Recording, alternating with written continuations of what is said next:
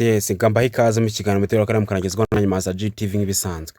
Murazi kwihangana kuko muri iyi minsi abantu bamaze iminsi bambaza impamvu ntibanda muri setting za telefone zacu, ariko umunsi kane bana muri telefone yacu ngiye kwibana nimaze iminsi nibana muri setting za telefone yacu nibyo maze iminsi irimo, ariko maze kubyanga ntago maze iminsi mfata umwanya ngo ngiye mbe na kora video ku bindi bintu bigiye bitandukanye. Naje kubona muri setting za telefone yacu kugira ngo gukora abantu bafite ibibazo bagiye bambaza ngo ese no kubera iki muri telefone zacu hari ibintu bigiye bitandukanye dusanga ariko tudasobanukiwe, aribwo wenda nkigura telefone cyangwa se aribwo nkibona telefone cyangwa se ntanamenyereye kuyikoresha. Yes, urabona ko hano hejuru muri telefone yacu urabona ko hari utugeni twita notification tugera twabonye nyinshi zigiye zitandukanye.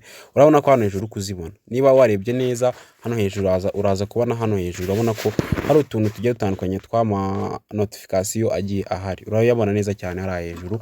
Niba utubona tuntu ngiye kwereka uburyo wadukuramo ukajya ushiraho imibare gusa, ukajya ugaragaza ngo hanyuma notification imibare harimo imibare ingana. Wenda urabona ko ngaya wenda ama notification dore ayose na ama notification uri kugenda ubona ayose na ama notification uri kugenda ubona agiye atandukanye ari aya ngaya ayose urabona ko agiye na ama notification ngenda mbura, ariko ama notification njura kwashira no mu mibare nkajya ngaragaza ukajya ubona ngo ufite ama notification imibare ngo ufite ama notification 10 5 gutyo ataratu. Ibi ngiye kukwereka rero ugiye kuza muri setting ya telefone yawe nkwereka ibi bintu. Ugiye kuza muri setting za telefone yawe, nimara kuza muri setting za telefone yawe uraza kwibanda handitse ngo notification. Dore nahanga ndabizi ko abantu benshi mwahabonye handitse ngo notification ndabizi neza kuri kuhareba.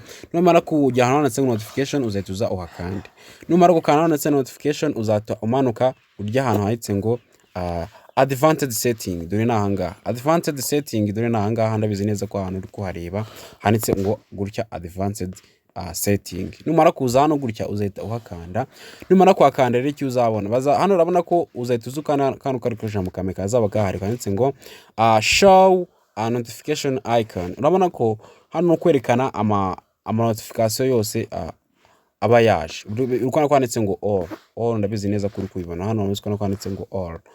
Urabona ko ama notification yose mbese yaza muri telefone yawe urabona ko wahita ugira ute wahita uyabona.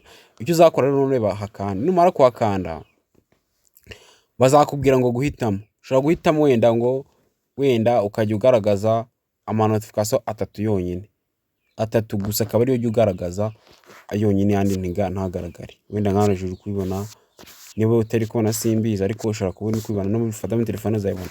Urabona ko kahana nako byanditse no uhita ubona ngo nugaragaze hano hasi ugaragaze ngo notification number of notification on. Hano ujaje ugaragaza imibare, cyangwa se ushaka wanagiye ute nta notification wajya ubona hano, wajya ubona notification urazifunga. Niba ufite n'ikibazo cyuko hari ama notification utajya muri telefone yawe ndabizi neza kusubijwe. Reba hano nta notification ubu nukanda hano kuri nta notification nimwe uzigira ubona muri telefone yawe. Ibintu byose uzajya ubona ntago uzajya byo wabanje kubimenyeshwa. Yes, ariko nuzugakanda hano ku mibare ahangaha ku imibare hano kanze macuro kantu kurusiga ahangaha numara kuhakanda kuri number of notifications only, hano uzajya ubona ama notification hehe mu mibare uzabona hanga 5 3 numara hano hasi aya notification yose kugenda ubona. Uzajya uzamura gucya hano hejuru itusanga handitse ngo hano hejuru handitse ngo ni imibare, hazaba handitse umubare wa notification ahari wo munsi ahangaha hano hejuru ndabizi neza ko muri kwareba handi abantu tu notification cyangwa se amamenyesha. Uzajya ubona handitse ngo imibare 5 3 tumye ko ama notification atandatu yagize ute yahageze. Naho ufite ikibazo nizere ko wabanje gusobanukirwa cyangwa se amenye igisubizo cyacyo.